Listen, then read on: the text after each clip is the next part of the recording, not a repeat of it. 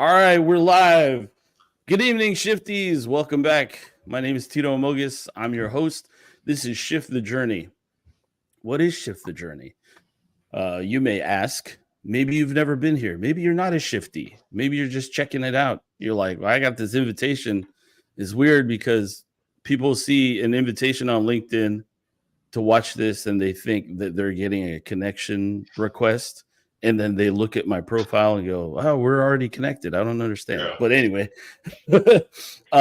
so Shift the Journey. This is my passion project. This is where I get to interview somebody different every week and they get to talk about their career journey. And so the purpose here is really just to get people's stories out there because I know that there are so many people that have really interesting career journeys. And there are people out there who are working in maybe you don't like your job. Been there, done that. Man, I worked on airplanes for like 10 years. Hated it. There are people who love it. That's great. Great for you. I did not like it. But I found my passion, like as far as work goes, I found my passion in data analysis and then like analytics and automation. And so maybe you're one of those people who you don't like your job or, you don't like your job prospects. So you want to hear about how people transition from their former career to another career. Now, I say every week, we can't give you a blueprint, but we can definitely give you some evidence that you can do it. And there are people out there who are willing to help you. So this week, our guest is Richmond Eweh. And so did I say that right? Eweh? Eweh. Oh my gosh. Eweh. I was trying to remember. People don't get it. Yeah. Hey, yeah, welcome to the club. You're very close though. You were very close. You're closer than most people. Yeah. Man. So Richmond and I actually met like about an hour and a half that way. So an hour and a half that way is New Orleans. We were at Tableau Conference in 2018. And it was the fun night. I don't remember what it was called, but they set up all kinds of stuff on the floor of it's not called the Superdome anymore. Mercedes-Benz Dome, whatever, where the Aints play. And so there was like, hey, I'm a Falcons fan. I see what you mean. I actually, same division, huh? Yeah. Yeah, I actually had my Julio Jones jersey. And my wife begged me, do not wear it. Do not wear it. And I'm glad I didn't wear it because you remember we were supposed to take buses to the dome. And then there was some kind of mess up and we ended up walking. We had to walk over and there, so I'm like, wearing a Falcons jersey in downtown New Orleans at night, probably not a good idea. When you don't know anybody? Yeah. Yeah. I was like, man, I'm like hanging out with my nerd friends and we about to get jumped. So no, I was like, yeah, let's not do that. But anyway, I remember they set up like bars and like games. And the thing I wanted to do was zip line over the field. And so I was waiting in line and we got to talking because we were in line for like 3 hours. Yeah, it was quite the wait. Never. I never got to ride. I didn't even see the ladder or the stairs or whatever. It just like the line never moved. Yeah. There's too many people. It was fun though. I think they underestimated how many people were going to be at the conference. It was just too many people, not enough buses. And then it's like you're on the bus, but it's rush hour. Where are you going to go with like hundreds or thousands of people on buses? And they got to go like 5 or 6 blocks, whatever it was, from the convention center. And it's like, let's just walk. So that was crazy. Those conferences, like Tableau usually does. I've been to 2 of them. 2 or 3. Oh, the other one was Looker. But I've been to 2 of them. The one in Vegas and the one in New Orleans where we met. And they usually are pretty well coordinated, well put together. But for that particular reason, for that one, it wasn't the best. I don't know why, but the transportation wasn't the best. And like you said, the Superdome was not that far from where we from the main venues and stuff. I think also I remember because I was one of the people that like I didn't stay close by. I got my reservations late. I was actually staying out in Metairie, and I'm driving. It was like 30 minutes, whatever, in the morning to get to the convention center. But I remember being late for my first class and not being able to park where I thought I was going to park because there was construction. And the cops were like, "Oh, you can go on this road." I'm like, "I don't even know that road. What is that road? I'm not from here." I'm not from So, here. so yeah, it was a mess, but yeah, I had fun anyway. But anyway, all right. So here's what I remember: standing in the line, and we're talking for like a couple hours. One, you were saying that like you had gotten into data, and you were pretty young. I want to say you were like my son's age, right? So like, my son he just turned 26. And so you're about the same age, right? Yes, because I'm 27. Yes. Yeah. Okay. So then, like, we were talking, and then you're like, "Oh, you got to get him into data," and I was like, "Well, I'm trying. I don't know what to tell you." Yeah. But did it ever work? Is he in data now? No, he's not in data. So, I mean, that conversation is still open, and that's something. So long as he's doing what he's happy, or he's progressing in life. Yeah, I hope and pray one day he's going to be on this show, and he's going to be like, "My pop got me into data." No, I'm joking. Yeah. I don't know. Yeah. Hey, Cliff, if you're watching, man, I'm not forcing you. You got LeBron James him, grandfather him, like him into data. Crazy. And so then I remember that, and then I remember like you're like, you said you had to go find your friend. I was like, "Hey, let's connect on LinkedIn," and I looked at your name tag, and I was like, "Okay, this guy's like Afro Latino, right?" Because you were wearing something, and it was like a Spanish surname, and I was like, "Oh, how do you?"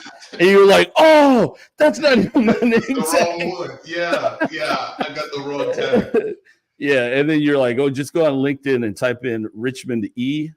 Yes. And then it came up, and I was like, "Oh, there you are." All right. Wow, you remember so, Chris? That's exactly what happened. Yeah, that day I lost my tag. The funny thing is, I walked around with that tag the whole day. No one said anything. I got into like other access. I got access to other things. No one said a word. I never got my original tag back. I think I tried hitting up the person with the tag, and like I think we probably communicated for like a little bit on LinkedIn, and then it just it didn't go anywhere. But it was just like I had this tag with like literally identity theft. Like I was walking around like someone else in that conference. You're like, "I'm registered for this class." And it's like, okay, I don't even remember. Do you remember what it said? What the name was? No, don't say it, because there's somebody out there that's like watching this going, "I know that guy." Like, wait, that's the guy. Yeah, but like, it's been like 6 years now. So yeah, crazy. All right, so where are you from originally? I'm originally from Cameroon. I was born in a West African, Central African country called Cameroon. I don't know if people have ever heard of it. If you know anything about speak French? I used to speak French. I used to growing up, but it's actually a bilingual country. Most people don't know that, but it's actually English and a French country. So there's the French side, which is like majority, and then there's the English side, the Anglophone side, which is a minority. So it's like 20, give or take 25% English speakers. So I'm from that side, but I did grow up speaking French. Yes. Okay. Yeah. Just off the top of my head, Joel Embiid, Francis Ngannou. Yeah. And my daughter's friend Eva. And so she's from Eva? Yeah. Does she speak French? Yeah, I believe so, yes. So that's usually what Cameroon is known for. If it's not those people, it's Samuel Eto'o. If it's not Samuel Eto'o, then it's those people. If you know soccer, football, he's a football legend. So once you hear Cameroon, you hear of like Samuel Eto'o. You'll be like, yeah, that's it. Okay. All right. So then, like, how old were you when you moved to the U.S.? I came here when I was like 7. Like no, 8, 9. I came in 2006, so I was like roughly like 8, 9 years old. Oh my gosh, you were 9 years old in 2006. All right, let's go past that. So and then where did your family settle? Yeah, so we settled. My father was already here for a couple of years, and he brought me and my stepmother at the time, and I came with her, and we settled. I'm a Jersey City kid, North Jersey. I grew up, around there most of my life. I grew up in Jersey City primarily, but just around the New York tri-state area. Like, Okay. grew up in Jersey City, went to school in Jersey City, but went to college, university, in New York, and did a lot of my jobs and my internship in New York. But I'm a North Jersey Yeah. kid. If you Yeah. can, if you ever hear the accent, that's where I'm really from. Oh yeah, yeah. No, definitely, definitely. So when you were like growing up, did you have any aspirations to be in any certain career field? Because I think everybody does, but rarely do they go in that same direction. Yeah.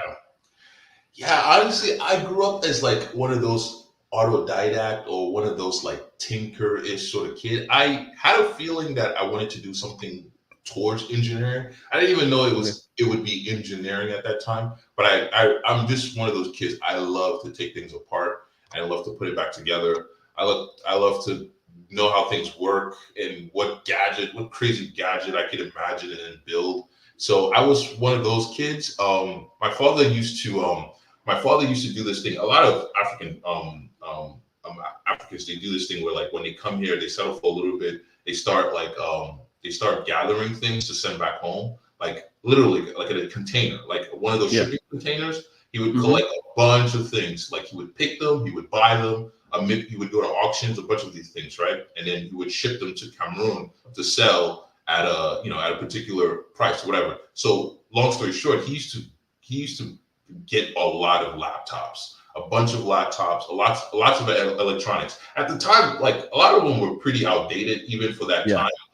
But it gave me a good opportunity where I don't have any money. I can't afford this stuff. My father wouldn't, God knows he wouldn't be affording some of these things, but he would pick them and maybe they would have like one or two different problems, or it would be a printer and it had like one or two problems, and I would just Right. bring them to the house, and the goal was for him to fix it or send it to someone that could fix it. But I would once I got my hands on it, I would like some way figure out how to fix it, and he'd be like, how did you do that? Like, what is going on? So that's how I kind of grew my love for engineering. So I grew up mostly wanting to do something with building and invention and creating things, and it Okay. eventually led me to this field. Yeah. So I remember you telling me about your internship and how you got into Tableau. You mind telling, like, how did you get the internship? What were you doing? What was the industry and all that? Yeah, so I have a very interesting, weird way I got into the industry, like my internship. So, 2015, I'll just give you a little what do you call it, the precursor, Oh, backstory. yeah, the Yeah. backstory exactly. So, I graduated high school. This is going to be another youngin, statement, but I graduated high school 2015. Wow. Yes, yes, Ah! yes. I'm a little baby. A lot of people, oh my God, he's a baby. Please stop. But I graduated high school 2015, and I enrolled in a university, aeronautics and engineering school up in Queens. It's called Vaughn College. It's a tiny little school next to LaGuardia. Anyway, so I go to school. I'm dorming there. Big mistake is that I went and dormed. It is in Queens, and I live in Jersey City, so it's really like it's maybe like an hour and a half, 2 hours commute. But I really wanted to get away from family. Long story short, I went to the school, and even though we had a half scholarship, we had grants and a host of loans and everything else. Uh, Unfortunately, I came from a poor background, so I had to like I had a balance, so I had to leave school after the first semester. After the first semester, they're like, "Listen, you can't come back. We have a $5,000 balance. You can't come back until you Mm. reduce this to $500. $500 or less, you can't get here. So how are we going to find 4,500? Where are we going to get that from?" And then I just thought about it. I said, if this is my first semester and I'm already in this predicament, imagine the next 4 years. I'm going to be Yeah. so buried in debt. So I had to leave school that Christmas break. I had to just pull out of school, And so I'm looking online. I'm back home and I'm looking online. I'm like, what am I going to do with my life? I'm back to square one. I have a high school diploma. I don't got anything in my name.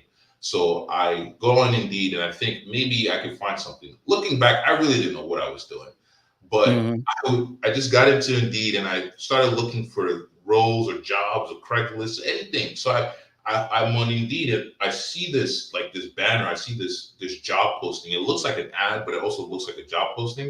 And it's like internship, digital marketing internship. You get to walk on wall. You can work on Wall Street. You get paid $1,000 a month, and a host of other things. You access to internship, big corporate, like something along those lines. So it was a program Mhm. called Year Up, and I'm looking at. I'm like, this looks like fraud. Like you telling me I can go to Wall Street? Come on. So, but I looked at it and I said, there's nothing for me to lose. So I started doing some research. I click on the ad, and it takes me to the Europe website, and it takes me to application. And lo and behold, just happens to be that there was an info session the next day, and it's on Broad Street. It's right there in the city. So I said, why not? Let me, tomorrow it's right there. I don't have anything to do. I'm not going back to school. I don't have any money. So I signed up for the info session and I go in there and they give us the whole spiel about the program. The building is in 85th Broad Street. It's this Berkshire Hathaway sort of headquartered building. It's right across from Wall Street. And it's wow. So if they were a scam, they're like a very expensive scam. They had me. Yeah. So I went through the info session and the program, long and short, just to make this more concise. It was Europe is a 1 year program to help empower youth from 20, underserved youth 18 to 24 be able to break the opportunity divide in corporate America. So there are lots of young individuals, young Americans all around the world, all across the country. Sorry, that just they don't know how to. The problem is getting in. They don't know how to get Yep. in. They don't have the opportunity to get in. Some are Right. not in my predicament, can't get it. They haven't finished college, or they come from situations and background where just going directly to school and getting a degree, it's just not. There's so many different things. So Europe allows individuals like myself, 18 to 24, across the country, many different sites, to be able to step into a learning and development program. So you pick a Mhm. career track. So at the time, I picked digital marketing. You could pick financial operations. There were several different ones, but you pick one, you apply. Obviously, thousands of kids around that area applied. Only a select few get picked, and then you go through the program. It's 1 year long, 6 months of learning and development for that track, and then 6 months of an internship. Europe is partnered with like hundreds of different corporate entities, JP Wow. Morgan, Google, Goldman, you name it. Yeah, so many. So the goal is though that you have to pick the career track. You have to do very well. You're going in every day. It's almost like you're a professional because you got to Yeah. go in suit and tie on time, and they're teaching it. It's got these classes. You're meeting all these people. There's soft skill, hard skills, a bunch of different things. But the goal is that they're preparing you that within the next 6 months, by the time the 6 months is up, they have placed you within one of those corporate giants, and then you can do your internship there for 6 months. There's no guarantee that you'll get a job or anything, but Yeah. at least they'll get you the foot in the door. So that was the whole thing. So that's how I got in. I did very well for the L&D, the learning and development, and I landed internship at Verisk Analytics 2016. July of 2016 I actually started. And within like a couple of months, the goal is that, yeah, the 6 months is over, is either they convert you into a full timer or you go your own way, but at least you got something on your resume. At my Right. particular role as a digital marketing intern for the corporate marketing department, they didn't have a role for me because the budget, during that time, budgets and all that stuff, we just don't have Oh anything yeah. for you. But at that time, I was already learning certain tools. I was learning Tableau. I was learning, deep into Excel and all that stuff. So I started replicating some dashboards. I started having to learn the tool because someone gave me the task to learn the tool. So I learned Right. it in like 3 weeks, and then I became very good at it. And I saw an opening in a different department. I applied for that role. I actually ran into the manager at the elevators. I told him all about it. I sold myself, and within like 3 or 4 weeks, by like Thanksgiving, I had the business analyst role, and Oh, that's where nice. that's why I became full timer. Nice. Wow. That's a What? long So what? story. I should work on that. I should practice.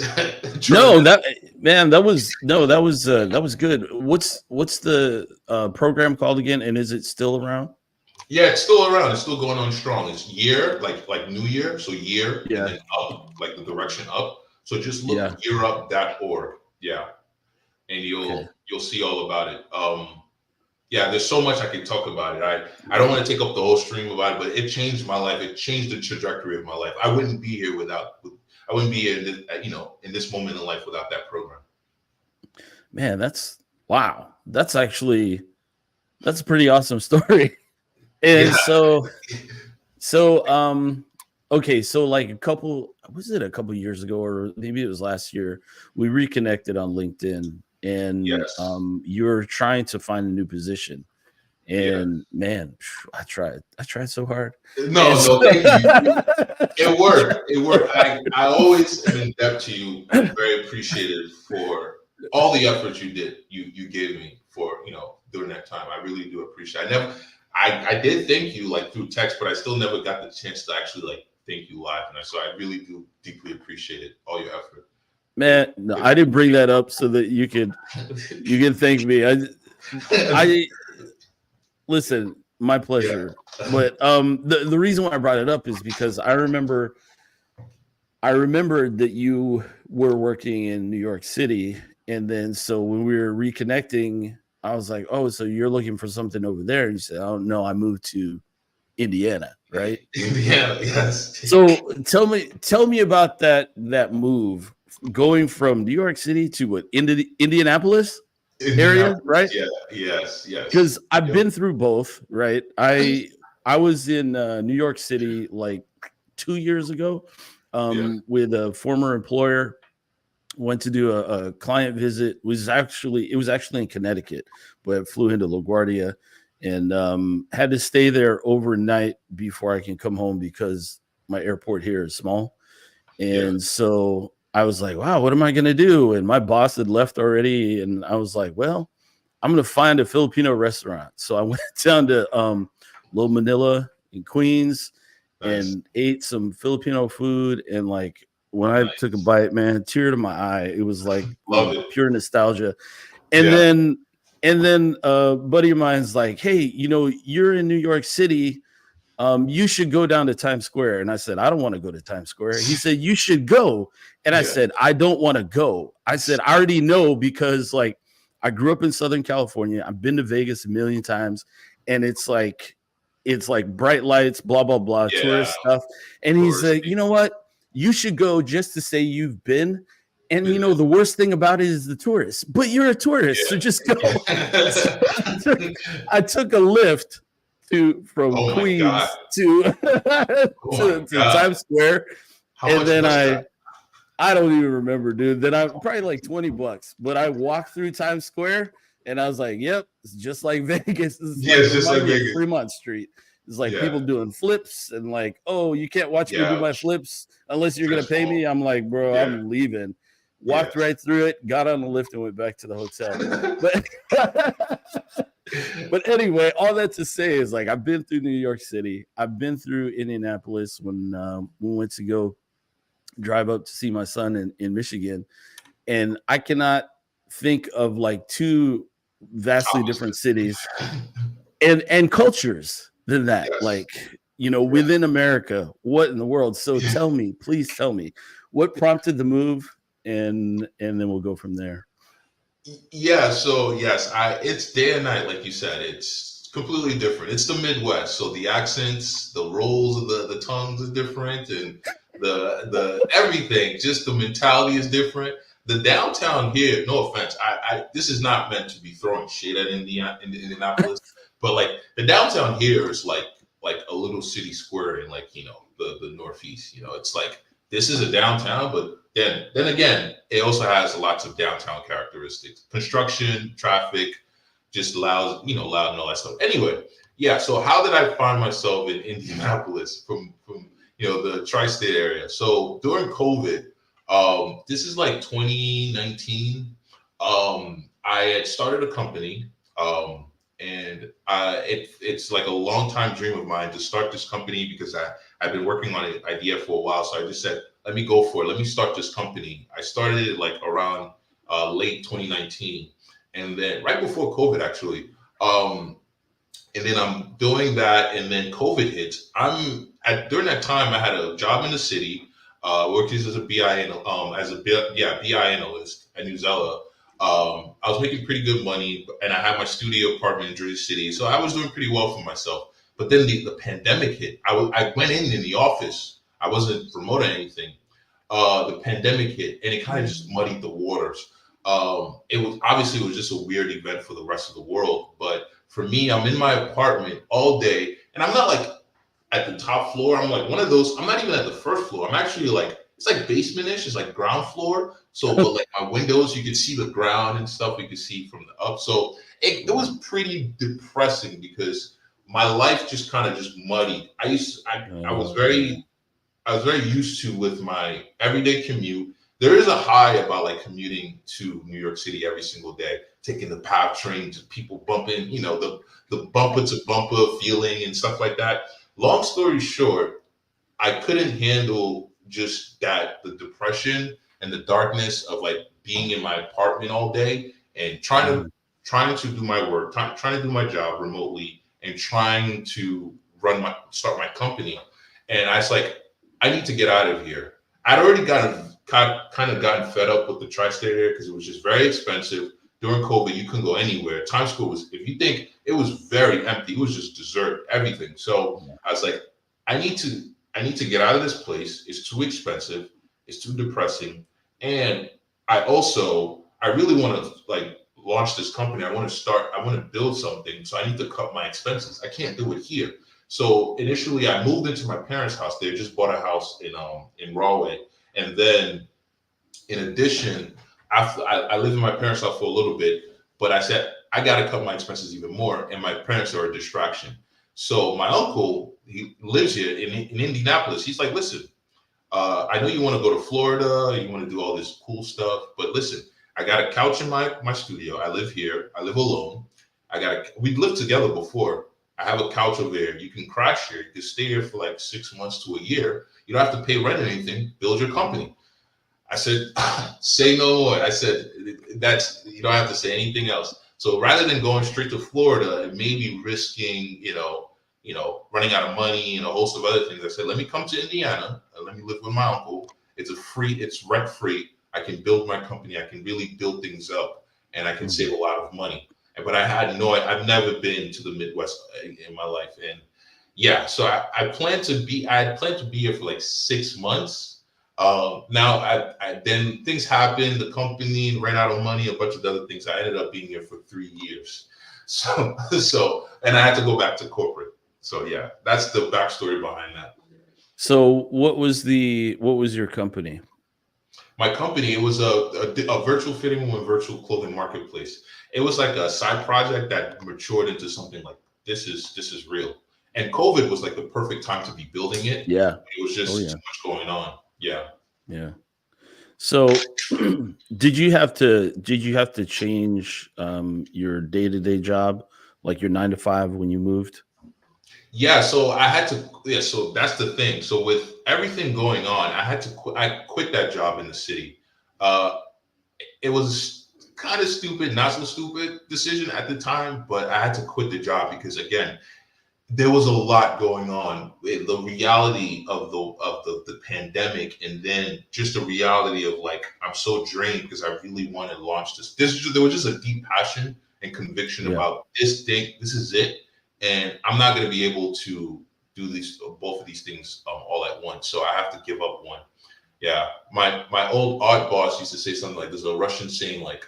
You can't ride two horses with one ass. So, so you got to pick. Yeah, so I was like, yeah, Tim, you got that right.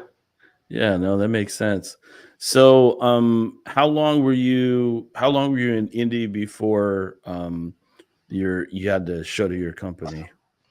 I was in Indy for like it took uh, about a year and a half of just building and constant building, and I was living off of my stimulus checks, and my Mm, severance package, yeah. I think, and my savings. So that was that, and I was putting every single thing into the company.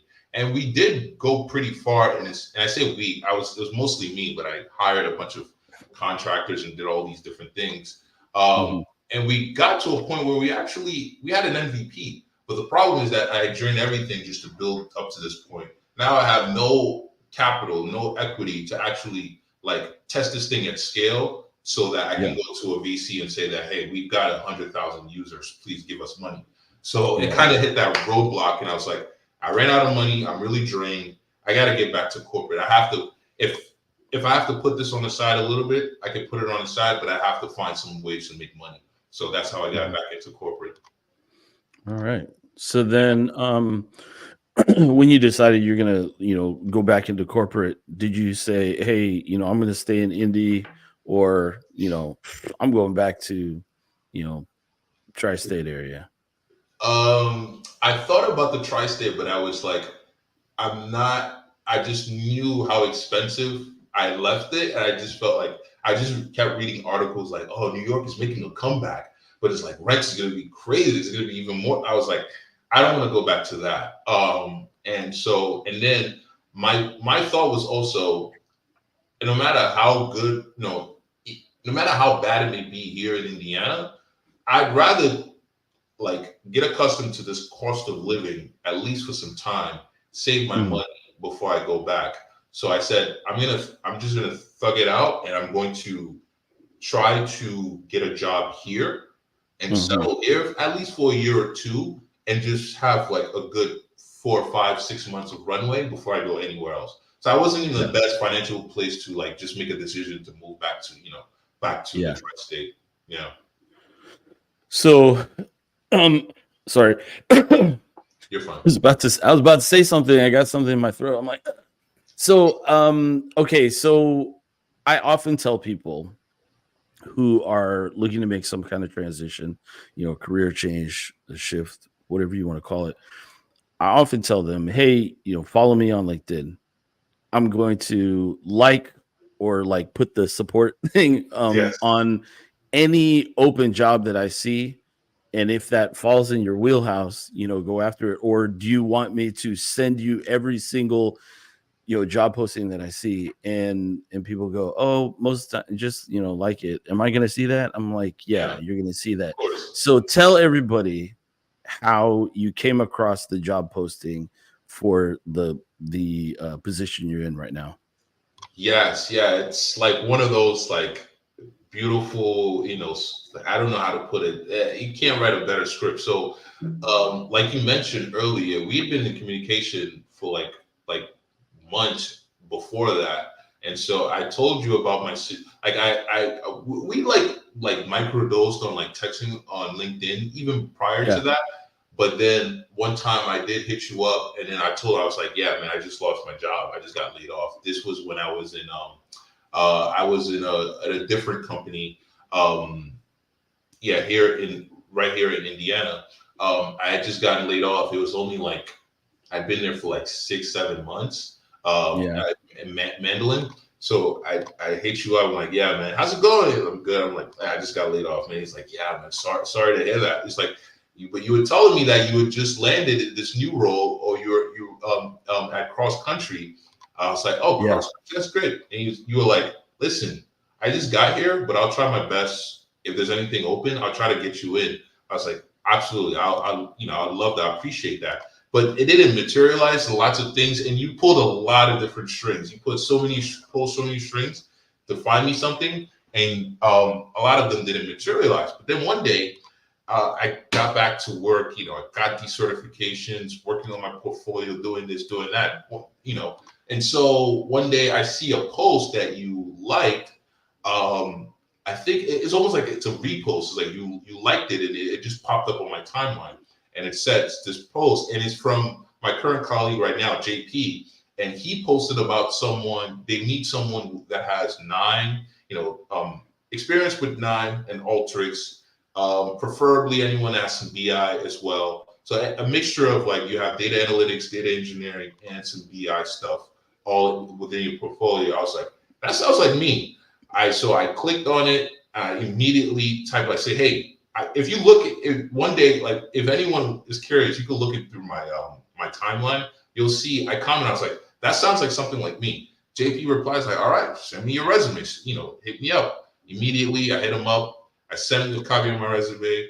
I emailed him. I did everything I needed to do within like 72 hours. They said, all right, a recruiter will give you a call. So it came Yeah. from your engagement that I eventually it augmented to my timeline, and I just seized the opportunity.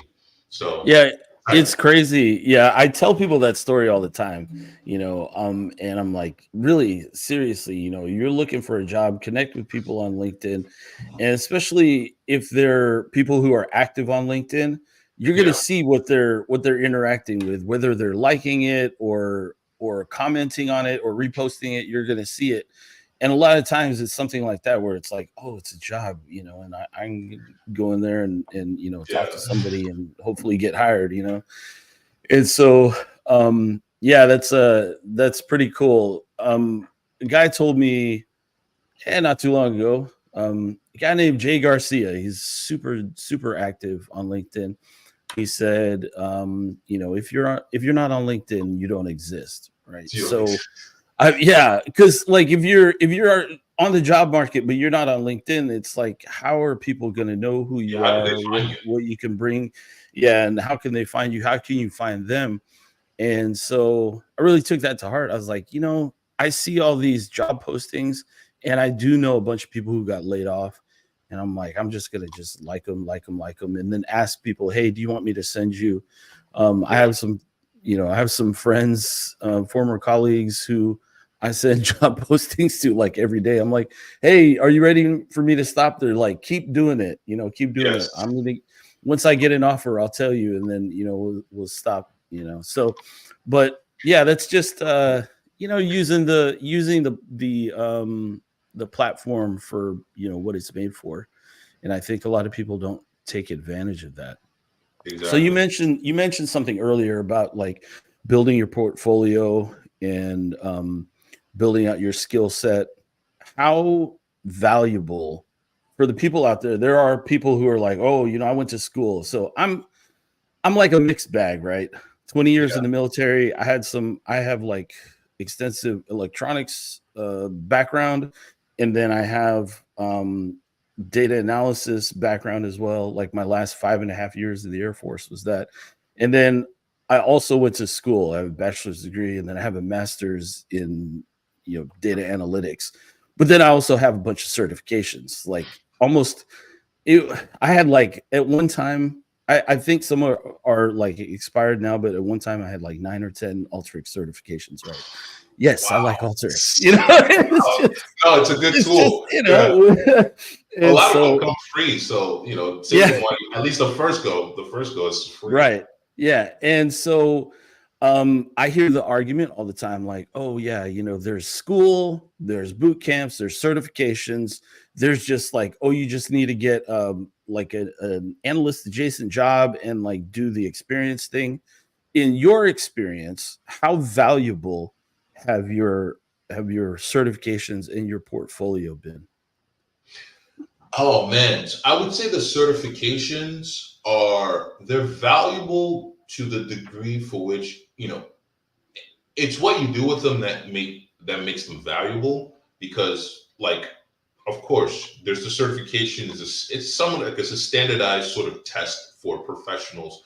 Do you know the widgets? Do you know the buttons? Do you know what this means? Do you know what this terminology means? Can you find your way around the tool? And the more you climb in complexity of the certification, the more you know about the tool and so forth. But you can tell me everything about Tableau and all the widgets of Tableau and where to go, how to create a worksheet, and how to post a dashboard. But if you can't build a dashboard, if you cannot walk me through the entire step of connecting to a source, tell me the difference between an extract and a live connection, tell me why they're important, and all sorts of small nuances. If you don't have that sort of experience and some of that frustration, the Mhm. certification is not that valuable. And I'm not downing I have a bunch of certifications and I'm working on getting some certification. But I think Right.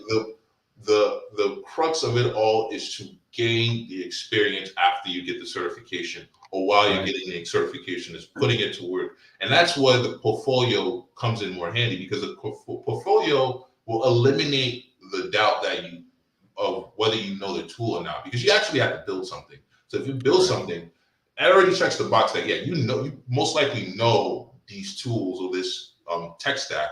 Now you build something with it, you solve the problem with it, and that's far closer to the real world of your everyday role than the certification where you're answering a bunch of multiple choice questions or whatever it is. It's far more realistic. So I would strongly, I think, for those who, especially for those who are beginners or they're rookies to a software or a framework or a system, I think the certification is like the good stepping stone, at least to learn the paper of it all. It's like trying to get your license. You got to take the written exam first, and then you got to do the driving. The cops care about the driving. Did you stop at the stop line? I mean, at the stop sign. Are you in your lane? Are you practicing good, driving ethics? They don't really care so much as that, oh, you got 100 on the written exam. The driving is the real deal when you're out there. So that's why I would say that the certification is good. It's your written exam, and it's a stepping stone, but it's now to allow you to familiarize whatever you're doing. But now you actually have to drive the car, and you got to abide by all these rules, all these things you study, and that's what's more valuable. So I lean more towards the portfolio part, but certification is still always great because you're gonna have to learn anyway. Yeah, that's good, man. That's insightful.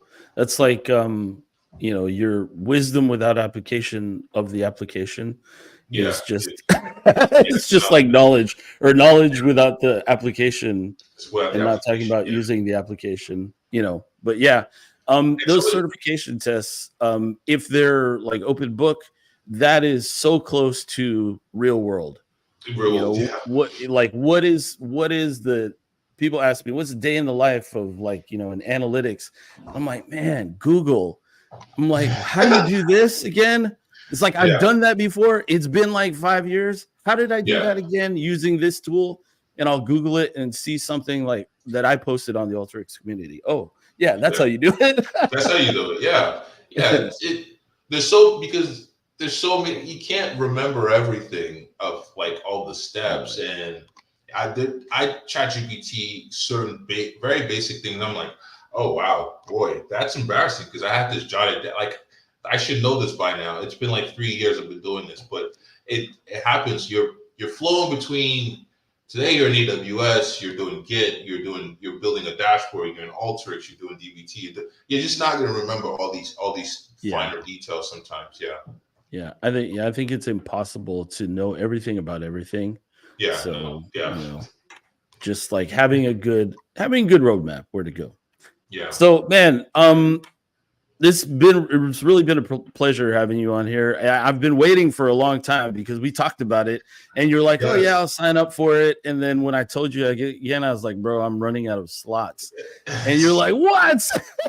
Yes. And that was like 4 months ago, right?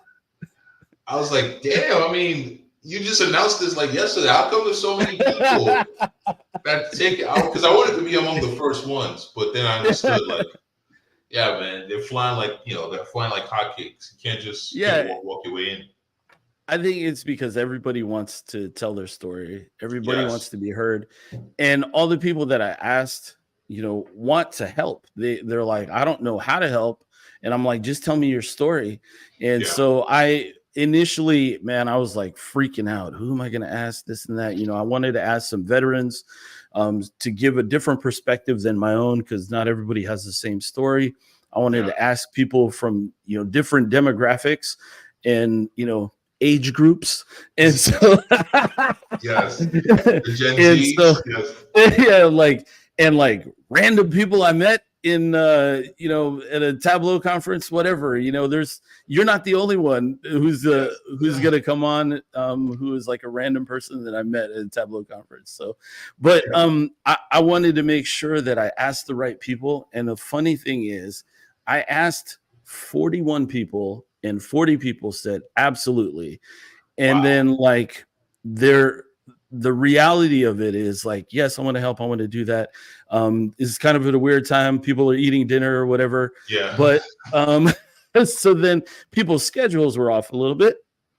And Yeah. then so I actually probably got like three-quarters of those people to sign up, and they That's signed up cool. so quickly. Still And good then metrics. as it's been going and people have been watching, they're like, "Oh man, I'd love to be on your show." And I'm like, "Well, I know a little bit about your background. Let's do it." So it's just funny to me that like I was worried about having enough content, and now I'm worried that I'm going to be able to fit in the Yeah. last five people in the last three slots, or Wow. like who's going to be left out. And we're going to be talking about this early next year. Yeah. So it's just it's pretty interesting. But anyway, That's a blessing. yeah, like I said, man, it was really a pleasure. I just have a couple more questions for you. Sure. Sure. One, Absolutely. all right. So one, what is something that you're involved in that you're passionate about that's unique or different? Does not have to be about work, can be about work, doesn't have to be.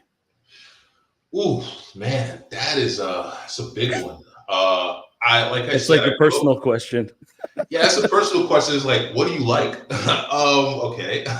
But I would say right now it's still in its infancy, but I do want to. I appreciate, because I think I told you this as well, that I appreciate what you're doing, and I appreciate this platform that you're building. I'm glad. I'm so honored and appreciate for you inviting me to tell my story. And I also wanted to build something similar like this, not in this format necessarily, but I wanted to give back. I'm like a big open source sort of person, so I Yeah. appreciate the open source community, because like without something like that, a lot of it, if you close the knowledge, if you close access to whatever you're supposed to be learning, how are people going to learn?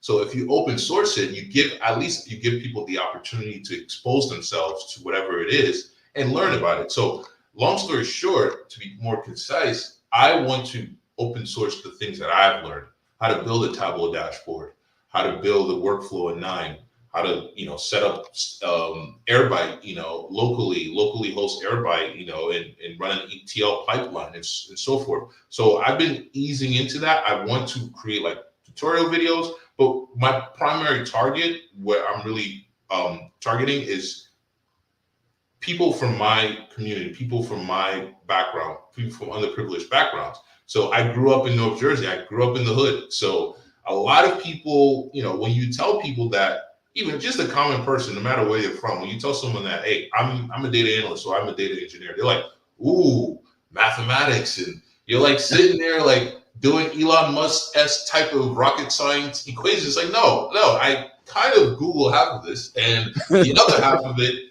I'm doing drag and drop, and I'm doing very basic things. So there's a divide. It's blurred. Most people don't understand that you can do this.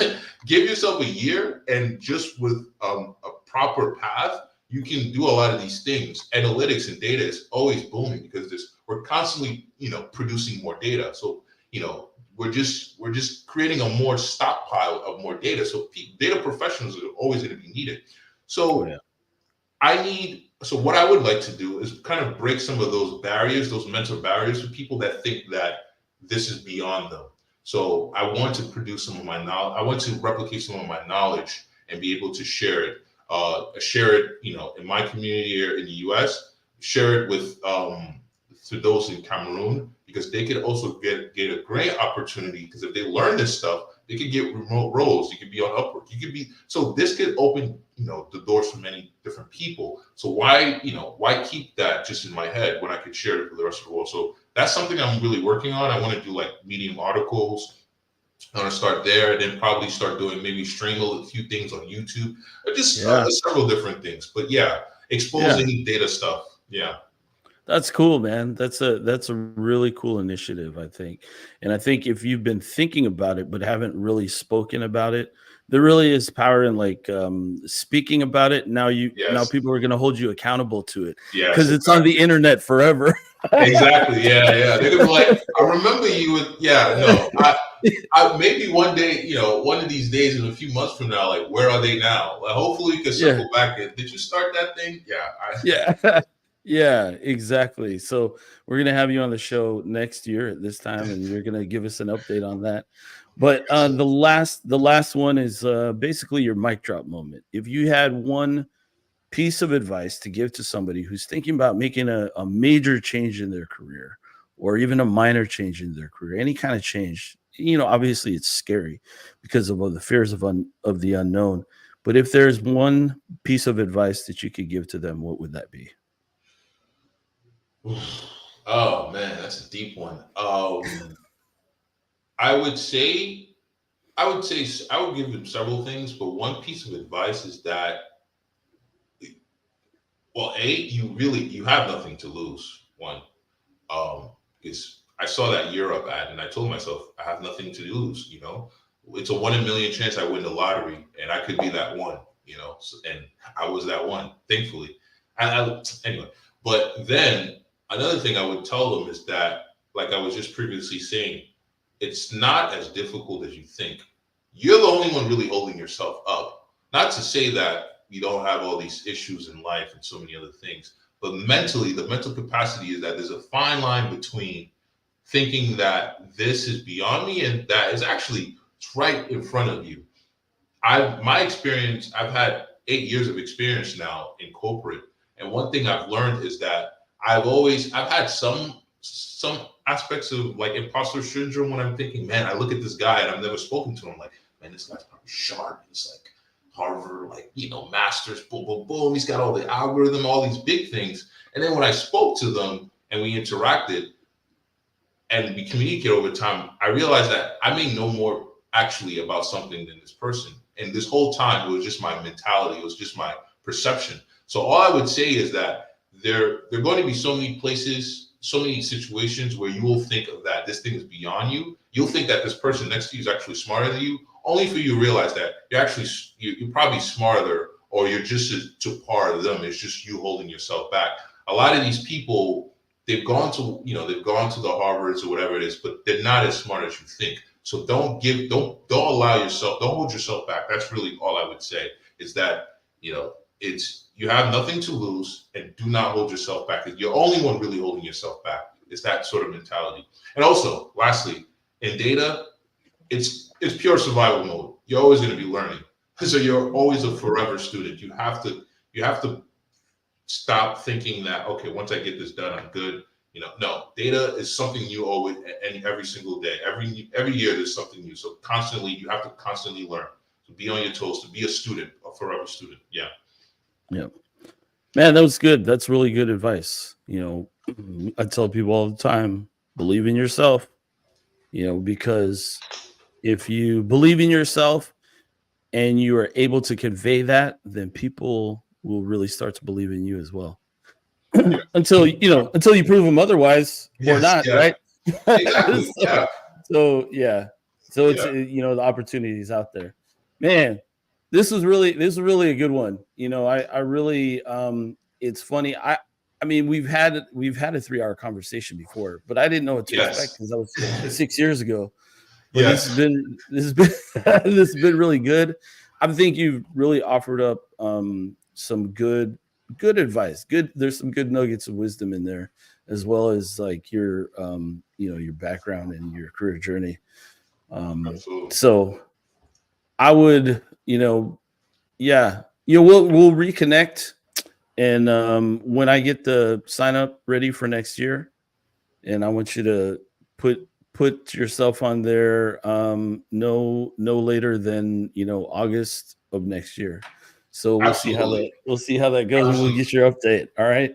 Absolutely. But I look forward to it. Thank you. yeah. So I'm gonna cut out the stream soon, but don't go anywhere because I'm gonna talk to you in the studio. But Absolutely. for everybody else, thanks for watching today. Next week we have a special. Well, I mean, I say that every week. Oh, we have a special guest. So our guest next week is a friend of mine, a childhood friend of mine, Melissa Brummer, and she works for the Veterans Administration, and she's got a very interesting career story. So hope you tune in next week, and you can learn all about it. All right, we'll see you guys. Have a good one. I Peace. just want to say salamat po ate.